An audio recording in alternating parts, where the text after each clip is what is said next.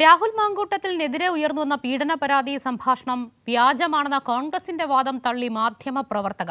അങ്ങനെ ഒരു പെൺകുട്ടി പോലും ഇല്ലെന്നായിരുന്നു കോൺഗ്രസിന്റെ വാദം. എന്നാൽ അങ്ങനെ ഒരു പെൺകുട്ടി ഉണ്ടെന്നും അവൾ കടുത്ത മാനസിക സംഘർഷത്തിലൂടെയാണ് കടന്നു പോകുന്നതെന്നും സ്വകാര്യ ചാനലിന്റെ അസോസിയേറ്റ് എഡിറ്റർ ലക്ഷ്മി പത്മ ഫേസ്ബുക്കിൽ കുറിച്ചു.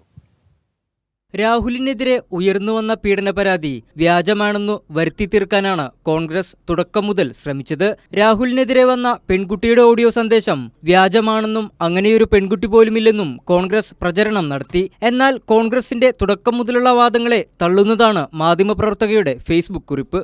ഓഡിയോ പുറത്തുവന്നതിനു ശേഷം കടുത്ത മാനസിക സംഘർഷത്തിലൂടെയാണ് പെൺകുട്ടി കടന്നുപോകുന്നത്. പരാതി ഒത്തുതീർപ്പാക്കാനും പെൺകുട്ടിയെ ഭീഷണിപ്പെടുത്താനും കോൺഗ്രസ് ശ്രമിക്കുന്നുണ്ട്. ഇരയാക്കപ്പെട്ടവരെ രാഹുൽ ഇപ്പോഴും നിയന്ത്രിക്കുന്നുണ്ടെന്നും കുറിപ്പിൽ പറയുന്നു. ഇരയാക്കപ്പെട്ട പെൺകുട്ടിയെ നേരിൽ കണ്ട ശേഷമാണ് മാധ്യമപ്രവർത്തക കുറിപ്പിട്ടത്. അതേസമയം പീഡനക്കേസുകളിൽ രാഹുലിനെതിരെയുള്ള ക്രൈംബ്രാഞ്ച് അന്വേഷണം പുരോഗമിക്കുകയാണ്.